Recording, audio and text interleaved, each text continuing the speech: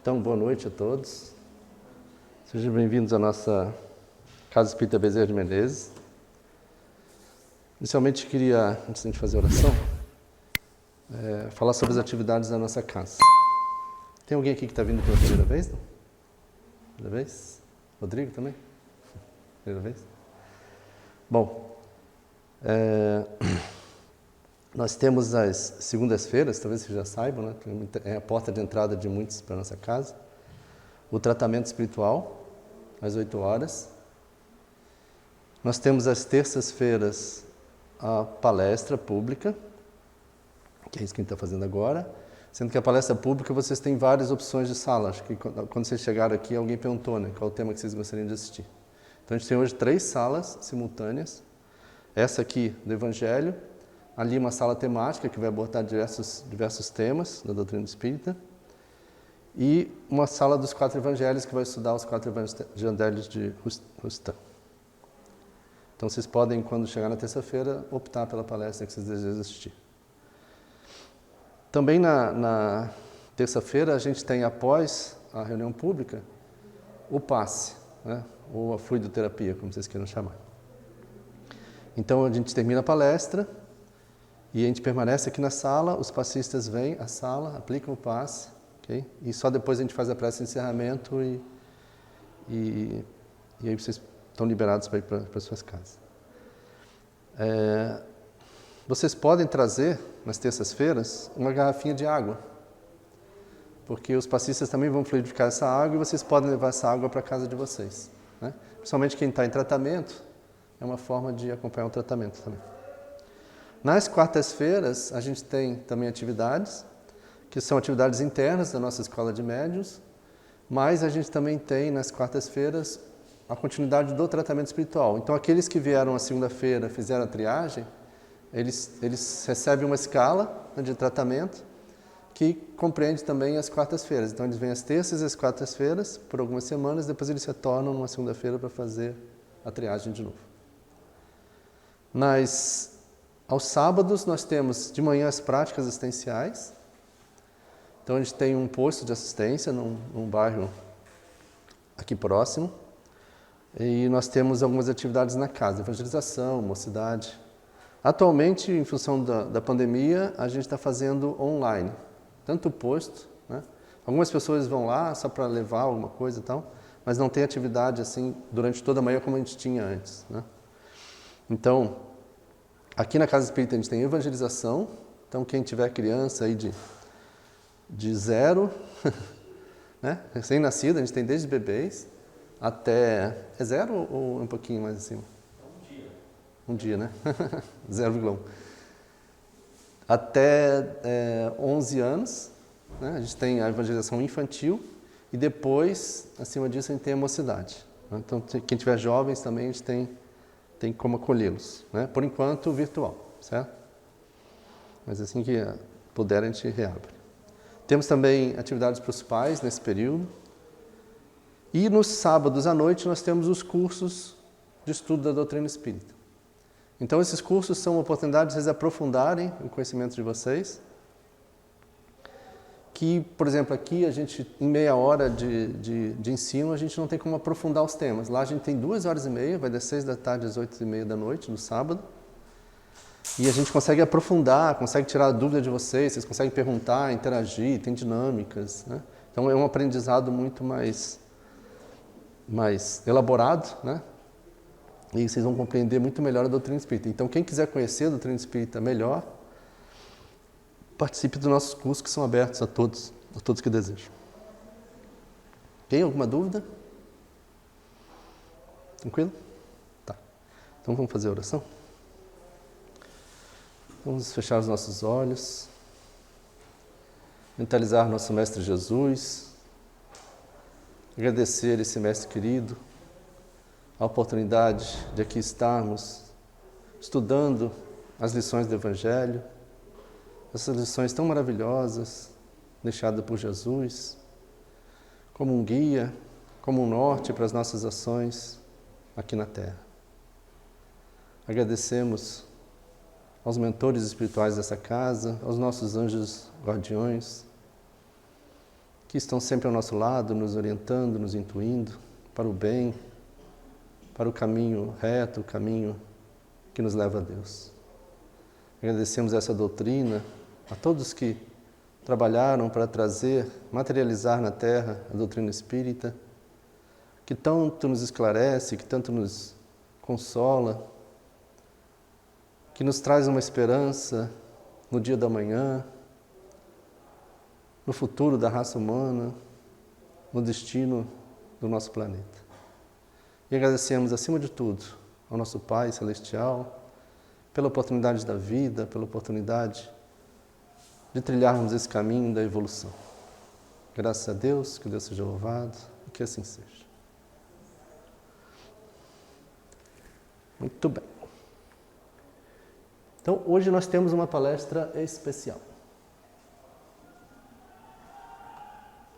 Assim que eu achar o meu mouse, eu colocarei ela em... O mouse está saindo para cima, para baixo, para o lado. Aqui. Se eu disser para vocês que eu não enxergo nada ali? Não. Vocês também não?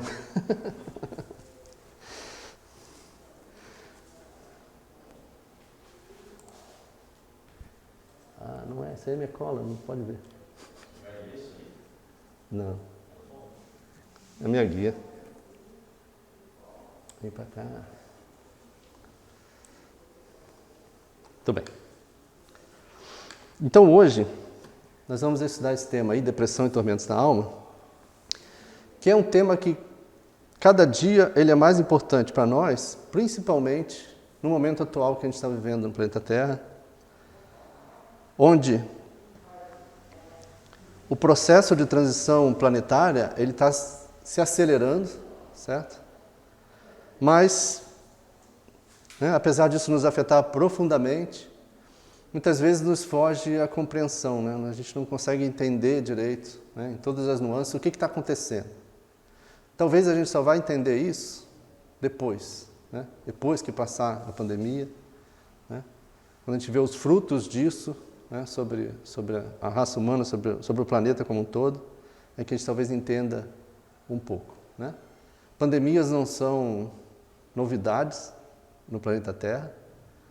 A gente vem, ao longo de muitos milênios, passando por diversas pandemias, diversas crises, até piores do que essa que nós estamos passando agora. E todas elas trouxeram alguma evolução para o planeta. Então é assim que a humanidade age, é assim que o planeta vai, muitas vezes até por culpa nossa, porque nós somos espíritos ainda muito rebeldes e acomodados, Então, se a coisa ficasse, ao nosso bel prazer, a gente nunca quer buscar a nossa evolução, a gente nunca ia buscar a saída, daquela zona de conforto que a gente estava. E aí precisa vir talvez um empurrão da humanidade, às vezes através da dor um pouquinho, para que a gente consiga sair, desse pensamento egoístico, esse pensamento só voltado para nós mesmos, e conseguir enxergar um pouco o nosso irmão. Então, normalmente a gente, como acontece na pandemia, a gente não entende os problemas, agora levando para o lado pessoal, a gente também não compreende, quais são as causas dos problemas que nos afligem. Os problemas que muitas vezes têm as causas dentro de nós mesmos. E aí a gente, na nossa imaturidade, a gente prefere atribuir sempre alguma causa externa. Todos os problemas. Muitos de nós até se revoltando contra o nosso próprio Criador, Deus. E como a gente acredita, que as causas dos problemas são externas, então, consequentemente, a gente imagina que a solução dos nossos problemas vai vir do externo também, do exterior. Então, algum fator externo é que vai resolver o problema. E nunca a gente atribui os problemas a nós, para que nós busquemos, dentro de nós, ou com a ajuda de outros, a solução para os nossos problemas. Então, Emmanuel, ele é bem assertivo quando ele coloca isso aqui, ó, que a saúde humana, ela nunca será produto de comprimidos, de anestésicos, de soros e de alimentação artificialíssima. Então, a gente nem precisa pesquisar muito, basta a gente ir na internet, rapidinho a gente acha um monte de histórias que comprovam, tá, essa busca, né, inútil, né, efêmera da humanidade por alguma coisa mágica, né, uma coisa que a gente tome e resolva a nossa saúde, resolva os nossos problemas de depressão, resolva todos os nossos males. Então, para contar uma dessas histórias, eu vou contar a história do Prozac. O Prozac ele foi lançado em 1988. E naquela época, ele foi uma verdadeira revolução no tratamento da depressão. Porque até então, os remédios que tratavam depressão, eles tinham efeitos colaterais enormes. Então, ninguém conseguia tratar a sua depressão sem gerar N outros problemas. E aí gerou um entusiasmo muito grande, porque era um remédio que tinha poucos efeitos colaterais. E aí, a própria empresa, né, que lançou o Prozac, ela começou uma campanha de marketing, onde ela chamava as pílulas do Prozac de pílulas da felicidade. E aí, por muitos anos, né, até a patente dele expirar, que foi em 2001, muitas e muitas pessoas, né, na internet está dizendo que 40 milhões de pessoas fizeram uso desse remédio, né, em 30 anos.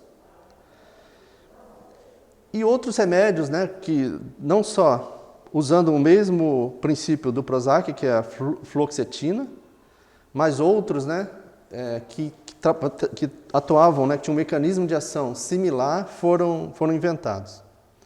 E hoje, só para vocês terem uma ideia, no Brasil, ele é a segunda categoria, os remédios para depressão são a segunda categoria de remédios que mais vende.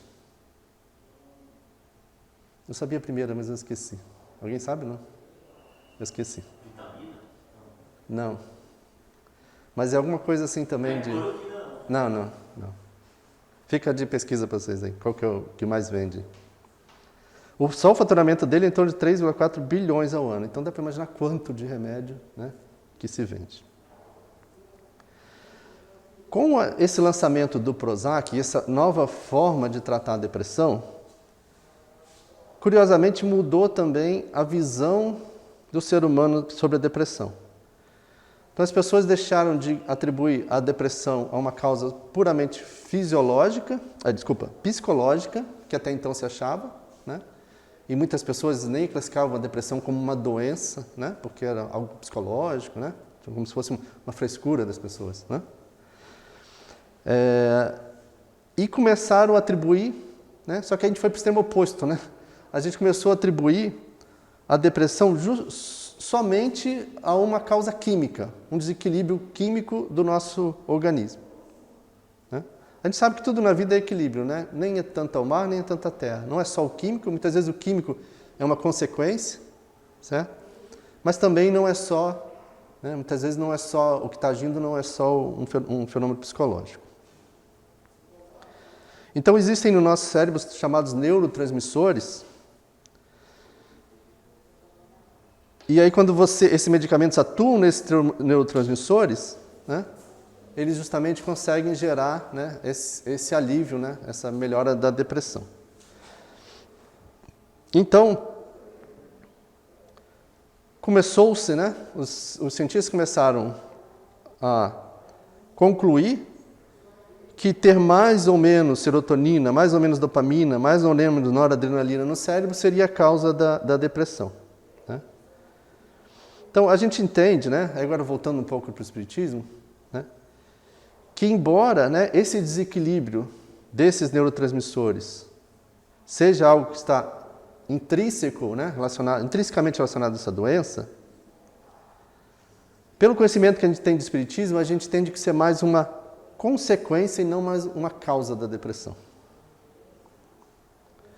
E uma desses indícios grandes é que nem todos os pacientes se beneficiam dessa pílula. Apesar da grande quantidade de pessoas que usa, só 50% dos pacientes com depressão severa é que realmente melhoram com o uso desses remédios. Não tem alguma coisa além.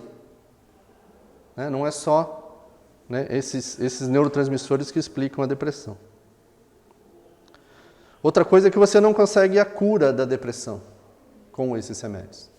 Você fica bem quando você está usando eles. Mas você parou de usar, né, voltam os sintomas. Então, a gente fica se perguntando, né, então qual é a causa da depressão? Será que o ser humano não achou ainda a química? Onde é que nasce a depressão? Ou será que ela transcende, talvez, a matéria? Será que ela tem causas, talvez, até no nosso organismo espiritual, no nosso perispírito? Então, se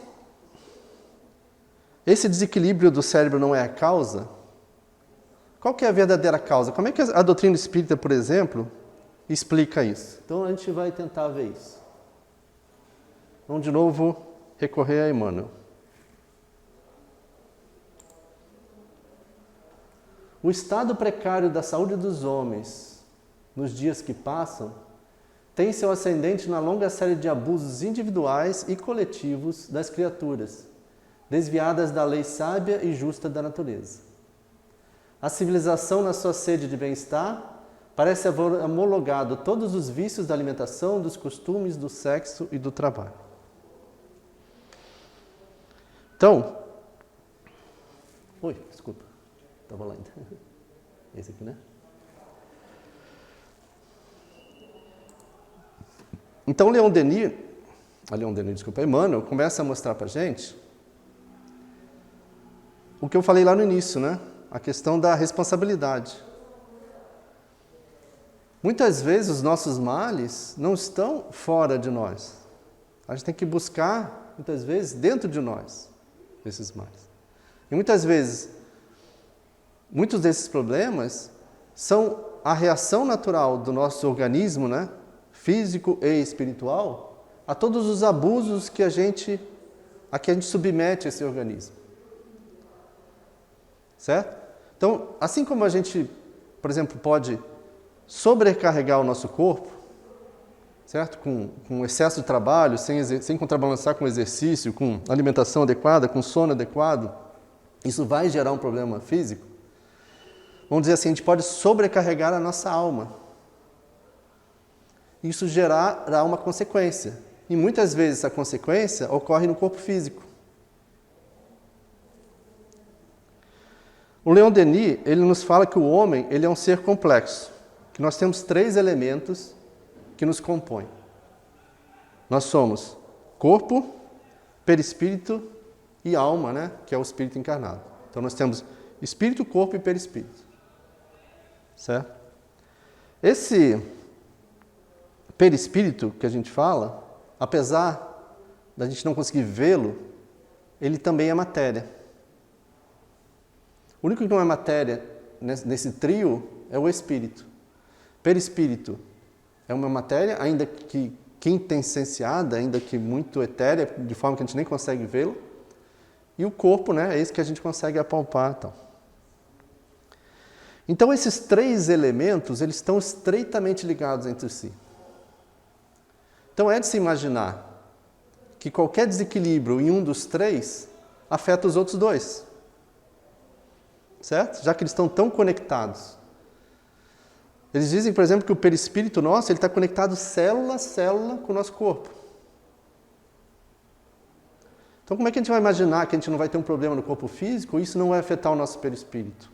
Ou que a gente vai ter um problema, né, no nosso espírito ou no nosso perispírito e isso não vai afetar o corpo físico, né? Então, é uma via de 2 mãos.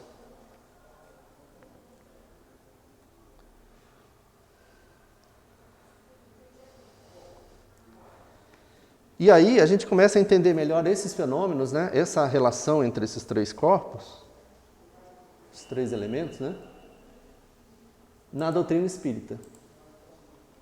Então, por exemplo,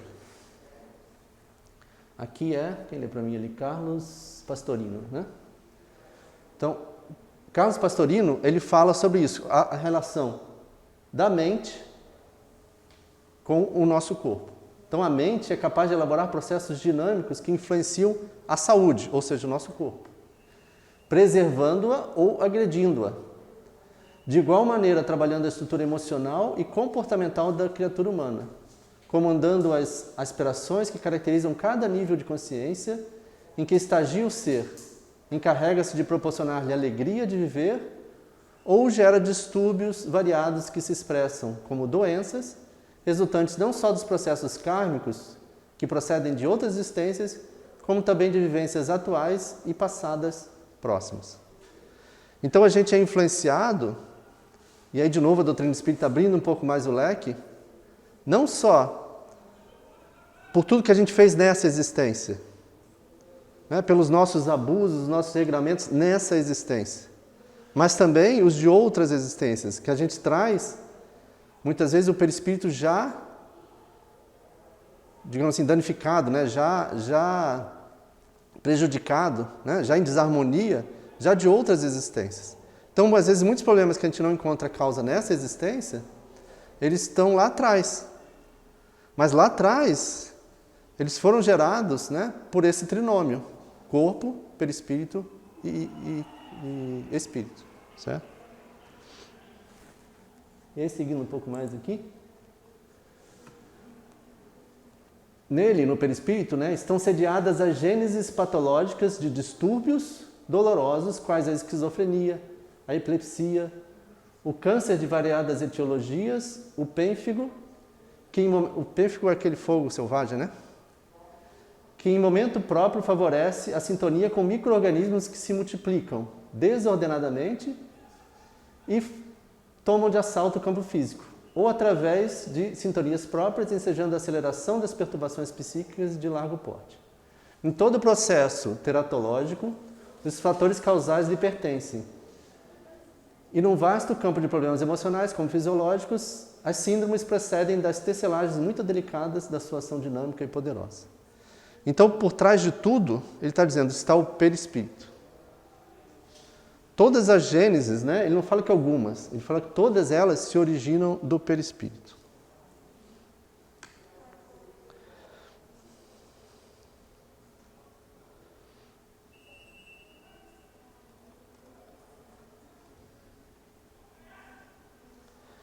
E aí nós temos uma glândula muito importante no organismo, chamada pineal, que é chamada glândula da vida mental. E André Luiz diz que todos nós, ou agora ou no passado, nós viciamos, né, esse foco sagrado que é a glândula pineal.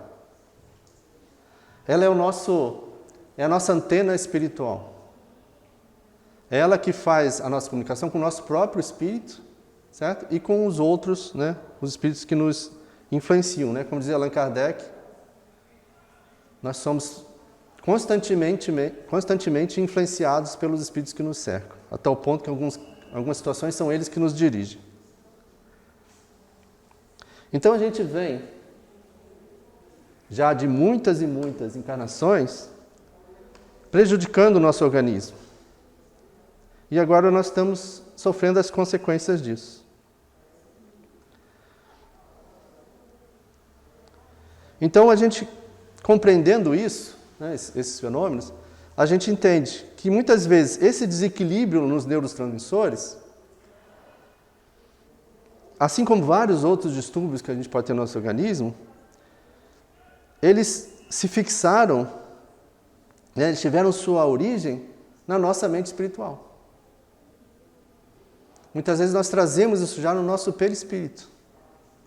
E aí o nosso corpo reproduz, né, aquilo que já está, aquela desarmonia que nós já temos.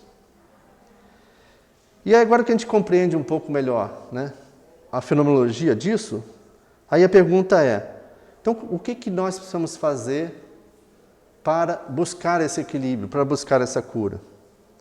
E essa resposta ela já foi nos dada há 2000 anos atrás, pelo maior médico da humanidade, que é Jesus. E a gente recorda aqui, André Luiz nos recorda disso. São muitos raros ainda na Terra os que reconhecem a necessidade de preservação das energias psíquicas, para o engrandecimento do Espírito Eterno. O homem vive esquecido de que Jesus ensinou a virtude como esporte da alma. E nem sempre se recorda de que no problema do aprimoramento interior não se trata de retificar a sombra da substância, e sim a substância em si mesma. Então, assim como nós precisamos, para o nosso corpo físico, fazer exercícios, por exemplo, dormir, ter uma boa alimentação, o que nós estamos fazendo para preservar as nossas energias psíquicas? Qual é o esporte da alma? O André Luiz é bem claro aqui, ó. A virtude é o esporte da alma. Então, o exercício da nossa alma é praticar as virtudes. Se a gente não fizer isso, né, a gente vai enfraquecer o nosso perispírito, a gente vai gerar patologias no nosso perispírito, porque a gente não exercitou. É bem simples a analogia com o físico, né? E aí, continuando, quando essas doenças se encontram insípidas no perispírito, que as imprimem na organização física, na emocional ou na psíquica, a mente ainda aí desempenha um papel relevante, porquanto, compreendendo a incorrência, poderá modificar-lhe a manifestação mediante a resignação dinâmica. Então, mesmo quando essa doença já se instaurou, né, já vem lá de encarnações e encarnações, né, e a gente não tem muito o que fazer no curto prazo, certo? A gente tem que se resignar. Mas aí, Pastorino fala da resignação dinâmica. O que é a resignação dinâmica? É aquela resignação que você não se resigna e para. E fala assim, não, eu sou mesmo um desgraçado, isso vai ter que acontecer comigo, eu errei muito no passado, e para por aí. Ela é uma aceitação, mas ela é seguida de uma ação dignificadora, para erradicar a causa dos nossos males. Então, muitas vezes a gente compreendendo, né, a gente, auscultando a nós mesmos, a gente consegue talvez até descobrir o que nós temos de defeito que originou aquele mal, mesmo que foi em outra encarnação. A gente guarda isso dentro da gente. Quanto mais a gente se conhecer, né, através da autoanálise, né, a reforma íntima, o autoconhecimento, né, como diz Santo Agostinho, cada noite a gente passar o dia em revista, a gente vai entender quais são os nossos pontos fracos e o que a gente precisa melhorar. E essa é a nossa ação dignificadora, né? A gente vai erradicar a causa, corrigindo ou superando igualmente através do amor. Então, praticar o amor, né? Como André Luiz disse, o amor é o alimento da alma. Praticar o amor vai é um remédio, né? É um remédio que vai nos trazer, né? Se não imediato, né? Aquela cura imediata, mas ela, com certeza, ela começa por onde tem que começar, curando a nossa alma.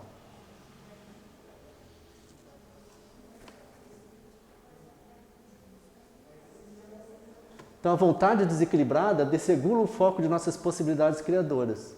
Daí procede a necessidade de regras morais, para quem de fato se interessa pelas aquisições eternas dos domínios do espírito.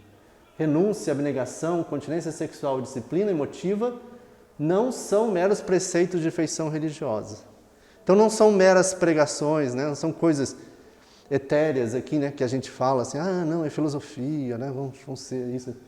São providências de teor científico para enriquecimento efetivo da personalidade. São coisas que nós precisamos, mas que a gente às vezes não percebe que precisa. Então nós precisamos de regras morais, nós precisamos exercitar renúncia, abnegação, né? Nós precisamos não nos escravizar ao sexo, nós precisamos disciplinar as nossas emoções. É para isso que a gente está aqui, entendeu? Para a gente corrigir essas coisas.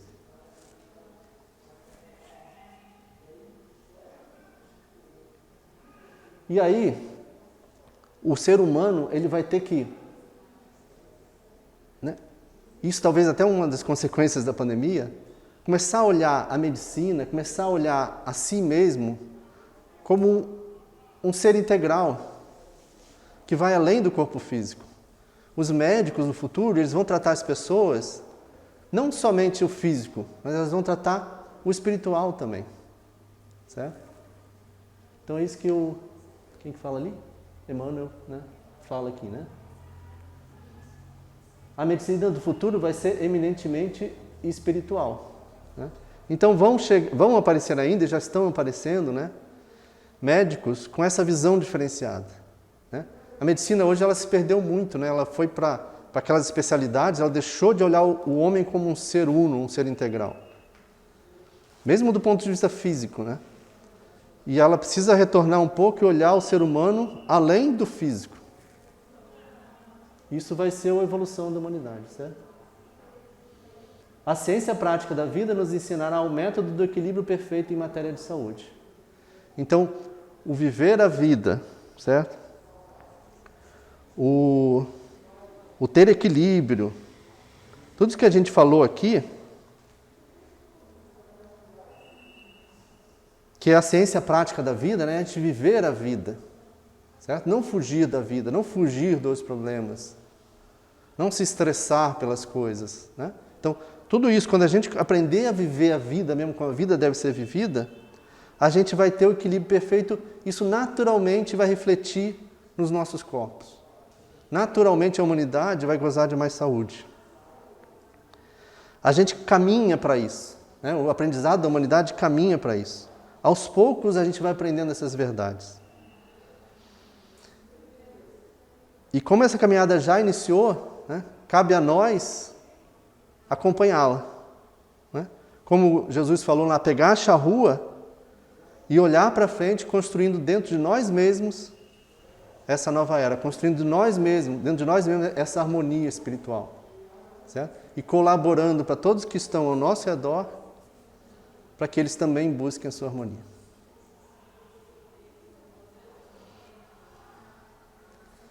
Compreenderam? Dúvidas? Perguntas? Nenhuma?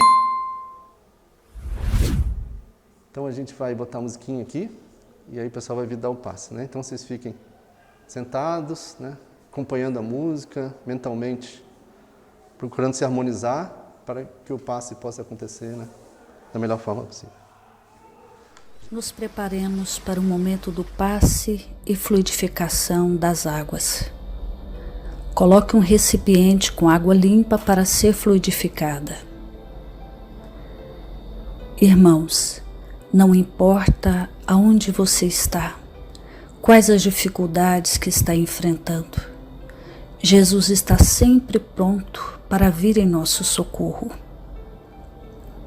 Coloque-se de maneira confortável, que lhe facilite a concentração e a receptividade.